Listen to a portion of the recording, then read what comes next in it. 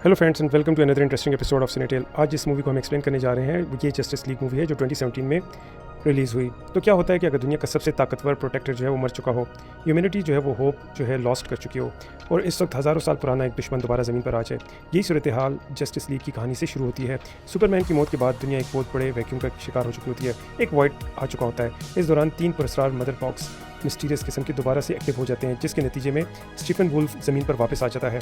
इसका मकसद पहले 3 मदर बॉक्स हासिल करना होता है और फिर इन्हें आपस में मिलाकर यूनिटी मुकम्मल करना है। अगर वो कामयाब हो जाता है तो ज़मीन तबाह होकर इसकी दुनिया जैसी शक्ल इख्तियार कर जाएगी।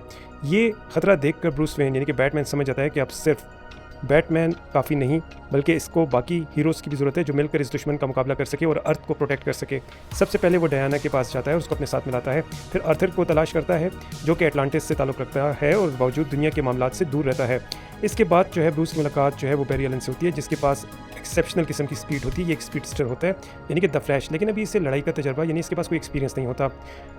आखिर में विक्टर स्टोन टीम का हिस्सा बनता है। एक खौफनाक हादसे के बाद इसके जो वालिद होते हैं यानी कि साइलस स्टोन ने उसको एक मदर बॉक्स की मदद से उसकी जान बचाई होती है, जिसके नतीजे में विक्टर का जिस्म जदीद टेक्नोलॉजी के साथ जुड़ चुका होता है और वो साइबॉर्ग बन चुका होता है।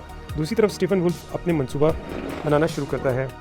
दूसरी तरफ स्टीफन वुल्फ अपने ईवल प्लान को एग्जीक्यूट करता है। सबसे पहले वो थिमसारिया पर हमला करता है और क्वीन हिपोलिटा और अमेज़न से पहला मदर बॉक्स छीन लेता है। इसके बाद वो एटलांटिस पर हमला करके दूसरा मदर बॉक्स भी हासिल कर लेता है। अब सिर्फ आखिरी मदर बॉक्स बाकी है जो विक्टर के पास है। इस दौरान जस्टिस लीग को कमिश्नर जेम्स कॉर्डन की मालूमात से स्टीफन वुल्फ के एक अड्डे का सुराग मिलता है।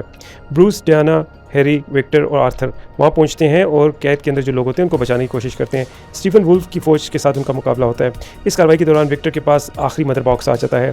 यहाँ ब्रूस वेन एक खतरनाक मंसूबा पेश करता है। वो सुपरमैन को दोबारा जिंदा करना चाहता है। ब्रूस जानता है कि सुपरमैन के बगैर स्टीफन वुल्फ को रोकना तकरीबन इम्पॉसिबल होगा। चुनाचे वो टीम यानी कि क्लार्क कैंट को वापस लाने का फैसला करती है। मदर बॉक्स को क्रिप्टोनियन शिप के अंदर इस्तेमाल किया जाता है और सुपरमैन दोबारा जिंदा हो जाता है, लेकिन इसे कुछ याद नहीं होता। वो बैटमैन और बाकी हीरोज़ को दुश्मन समझकर इन पर हमला करता है। सूरत हाल इस वक्त काबू में आ जाती है जब लोइस लेन जो है वहाँ पहुँचती है और सुपरमैन इसे देखकर पुरसुकून हो जाता है और इसके साथ चला जाता है। लेकिन इस दौरान स्टीफन वुल्फ आखिरी मदर बॉक्स भी हासिल कर लेता है। इन तीनों मदर बॉक्स को हासिल करने के बाद अब ये इनको आपस में मिला देता है और फिर यूनिटी मुकम्मल होने का अमल शुरू हो जाता है। रूस के एक वीरान इलाके में यूनिटी मुकम्मल होते ही ज़मीन तबाह होने लगती है। अब जस्टिस लीग आखिरी जंग के मैदान में उतरती है। ब्रूस, डायना, आर्थर, विक्टर और हैरी स्टीफन वुल्फ और इसकी जो पैराडेमन आर्मी होती है उसका मुकाबला करते हैं। असल मंसूबा यह है कि विक्टर मदर बॉक्सेस के साथ रब्ता कायम करता है और यूनिटी को तोड़ देता है। इस दौरान बैरी यानी कि द फ्लैश अपनी रफ्तार को इस्तेमाल करके एक फैमिली को बचा लेता है। ये इसके लिए अहम मोड़ होता है क्योंकि ये नौजवान पहली लड़ाई से खौफज़दा था, लेकिन अब इसका अपनी ताकत पर मुकम्मल कॉन्फिडेंस आ चुका होता है। लेकिन विक्टर के लिए सूरत हाल मुश्किल हो जाती है और फिर सुपरमैन वापस मैदान में आ जाता है।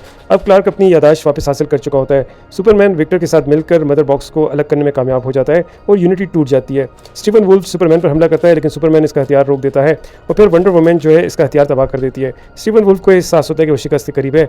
वो खौफज़दा हो जाता है और यहीं इसकी सबसे बड़ी कमज़ोरी साबित होती है। इसके साथ जो इसकी आर्मी होती है वो हमला करती है, लेकिन इसके साथ ही उसको डिफीट हो जाती है और वो जो है यहाँ से वापस चला जाता है और ज़मीन जो है मुकम्मल तौर पर बच जाती है। लेकिन फिल्म की असल कहानी सिर्फ स्टीफन वुल्फ की शिकस्त नहीं, ब्रूस दूसरों पर एतमाद करना सीखता है। बैरी अपने खौफ पर काबू पाता है।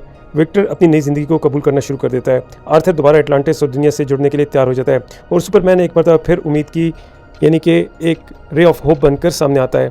जंग के बाद डायना दोबारा दुनिया के सामने हीरो के तौर पर आती है। बैरी को सेंट्रल सिटी पुलिस डिपार्टमेंट में जॉब मिल जाती है। विक्टर अपने वालिद के साथ अपनी ताकतों को बेहतर बनाने पर उस पर रिसर्च शुरू कर देता है और आर्थर एटलांटिस वापस चला जाता है, जबकि क्लार्क अपनी जो जर्नलिस्ट लाइफ होती है दोबारा स्टार्ट कर लेता है। आखिर में ब्रूस और डायना जस्टिस लीग के एक मुस्तकिल मरकज़ बनाने का फैसला भी करते हैं। सो ओवरऑल जस्टिस लीग एक ऐसी सुपर हीरो मूवी है जो एक्शन, मुख्तलिफ हीरोज़ और एक मुश्तरका मकसद को एक कहानी में जोड़ती है। फिल्म का सबसे अहम पैगाम यह है कि अकेला इंसान कितना ही ताकतवर क्यों ना हो, कुछ जंगें सिर्फ इत्तेहाद के ज़रिए यानी यूनिटी के ज़रिए ही जीती जा सकती है और अलायंस का होना बहुत ज़रूरी होता है। अब सवाल आपसे ये है कि अगर आप ब्रूस वेन की जगह होते तो क्या आप सुपरमैन को दोबारा जिंदा करने का खतरा लेते, या आप समझते हैं कि एक मुर्दा हीरो को वापस लाना खुद दुनिया के लिए एक बड़ा खतरा है? अपनी राय कमेंट में ज़रूर हमें इससे इन्फॉर्म कीजिए। अगर आपको रिव्यू पसंद आया तो वीडियो को लाइक, सब्सक्राइब कीजिए, चैनल को सब्सक्राइब कीजिए और बेल आइकन पर ज़रूर क्लिक करें। Thank you for listening.